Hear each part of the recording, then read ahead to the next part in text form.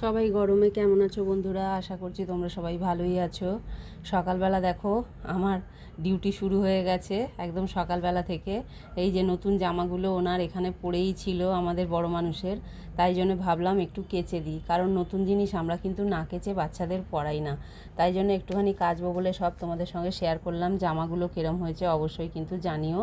তারপরেই মনে হলো যে এইটা খেয়ে নিই। তো এটা কিন্তু পেট গরম হয়ে গেলে আমরা খাই, আমরা তো কতিলা বলি, তোমরা কে কী বলো অবশ্যই কমেন্টে জানাবে। এটা কিন্তু আমি মিষ্টি কিছু দিই না, এমনি জল দিয়ে খেয়ে নিই, কারণ মিষ্টি দিয়ে খেলে আমার খুব অম্বল করে। তারপরেই বসিয়ে দিয়েছি চা, কারণ ছেলে উঠবে, ছেলেকে চা দিতে হবে। মা ছেলে খাবো, তাই জন্য 2টো কাপ নিয়ে একবারে চা বসিয়ে দিয়েছি। চাটা তো মাস্ট, ওটা তো খেতেই হবে। তারপরে দেখো চান টান করে চলে গেছিলাম নিচে। নিচে গিয়ে কিন্তু প্রথম ডিউটি আমার এইটা, হরি মন্দিরটাকে ফুল টুল পরিষ্কার করে নিয়ে আগে ধোয়া। এটা ধুয়ে নিয়ে তারপরে 1 ঘটি জল নিয়ে দেখো ফ্রিজে রেখে দিয়েছি, কারণ হচ্ছে গোপালকে খেতে দেবো। গোপাল কেন, সব ঠাকুরকেই খেতে দেবো।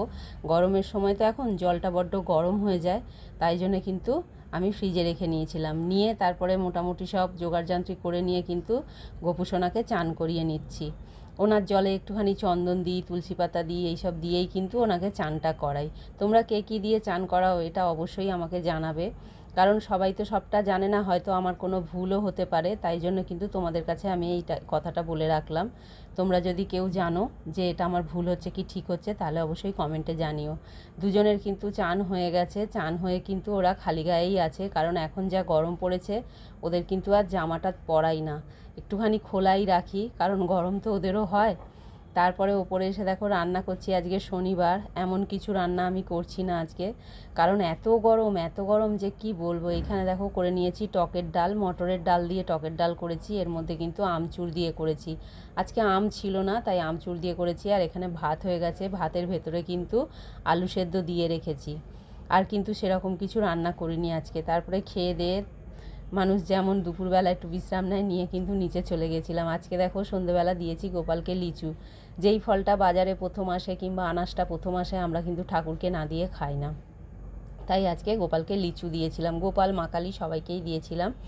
তারপরে রাতের রান্নায় লেগে পড়েছি। রাতে কিন্তু রান্না করছি একদম কষা কষা আলু পটলের তরকারি, কারণ নিরামিষের দিন হলে খুব অসুবিধা হয় যে দুবেলা ধরে কি খাওয়া হবে আর কি হবে না। আর বন্ধুরা, আমার ভিডিওগুলো যদি তোমাদের ভালো লেগে থাকে অবশ্যই কিন্তু লাইক কমেন্ট করো, আর শেয়ার তো অবশ্যই করো। আর আলু পটলের তরকারির সাথে কিন্তু দেখো করে নিচ্ছি ফুলকো ফুলকো রুটি। একটু ময়দা মিশিয়ে করেছি, কারণ আমার ছেলে আটা মিশিয়ে লাল লাল রুটি করলে খুব একটা খেতে চায় না। এই একা একা বেলছি আর একা একা কিন্তু করে নিচ্ছি। যাই হোক, এই হলো আজকে আমার সারাদিন। তোমরা কে কেমন কাটালে অবশ্যই কমেন্টে জানিও। দেখা হচ্ছে পরের ভিডিও।